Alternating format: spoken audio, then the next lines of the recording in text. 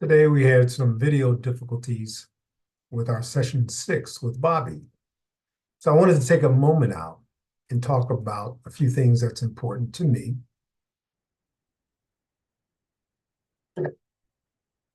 One of the most important things is having faith in yourself. When we were going through the interview, we had some internet problems, but at the same time, I saw something in Bobby that I don't think she saw in herself. And that was basically that she needs to have just a little bit more faith in herself. We're all good at something, and we don't always know what we're good at until someone else tells us. Chances are, if you read Dunning-Kruger, it basically explains that the phenomena of a person evaluating themselves, it's far and few between that they are correct. Normally, they're incorrect when self-evaluating. Those of us who think we're very smart turn out to be not so smart. And those of us who think we're not adequate enough or inadequate and even dumb tend to be some of the smarter people because we over-evaluate ourselves, as well as we have an inherent bias. And that bias is towards what we truly think we believe of ourselves, when that may not be anything close to the truth.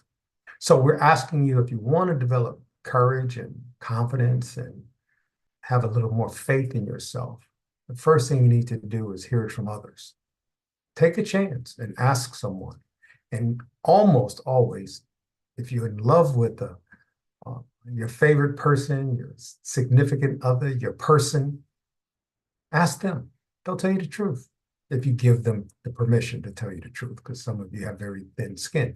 But at the same time, if you really, really, really want to get a bird's eye view of who you truly are, ask a child who's old enough to articulate. They will let you know if you, of course, give them permission to. Remember, people can only ever do to you what you allow them to do to you. And they will not relent unless you give them permission not to. And I know that sounds kind of weird, but you don't want people to give up on you. You want people to ask you those critical questions. You want to be able to answer them as honestly as you possibly can. And what you will see in yourself is not only a change in the people around you, but a change in yourself. No one will ever change because you want them to. Not ever. I don't care what you do, how you beat them down, how you love them up. It doesn't matter. They will not change. The only way a person will ever change is if you change it you first.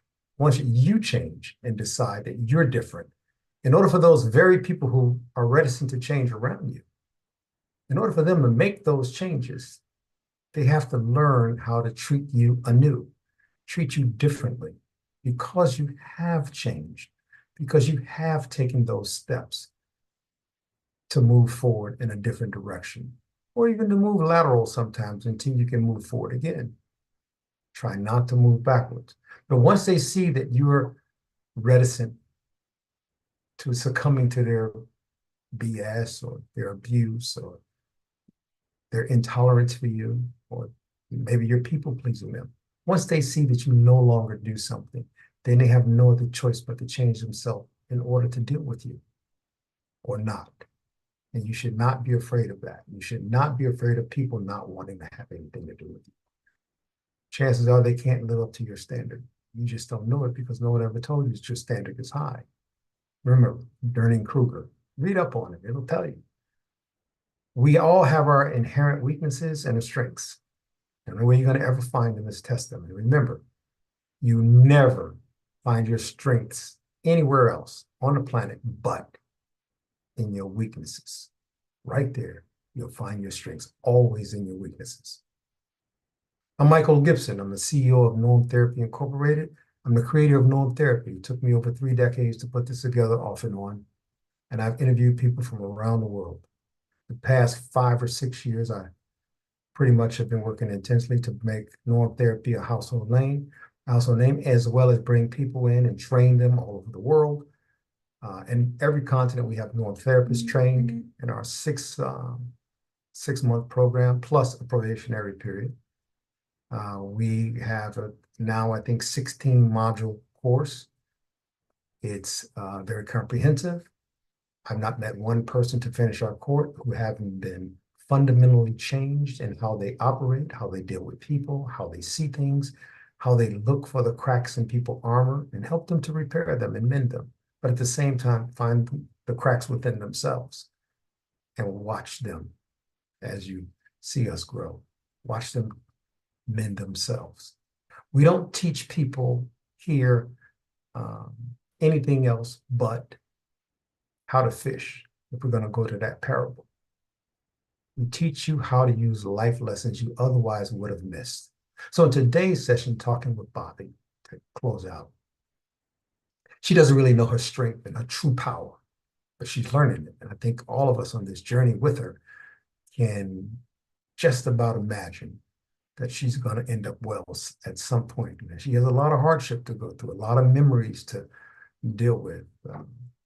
A lot of cognitive behavioral aspects of her really needs to be put on display for her to pay attention to what truly happened instead of her believing something that did happen that actually didn't. We'll talk more about that. Listen, thank you all for joining in. Let's show Bobby, of course, and Norm Therapy some support. Show up. Take a listen. Make your comments and your suggestions. Come join us. Go to normtherapy.com and put yourself in a circumstance where you're become a norm therapist. Put yourself in a circumstance where if you need abuse care or abuse help, counseling, whatever, give us a call. Write in. Fill out our victim survivor form. As a matter of fact, you can go through the nonprofit and they operate as a clearinghouse for norm therapy. So you can go to GoArrow, GoArrow.org, GoArrow.org, and Arrow stands for Abuse Refuge Org. So GoArrow.org.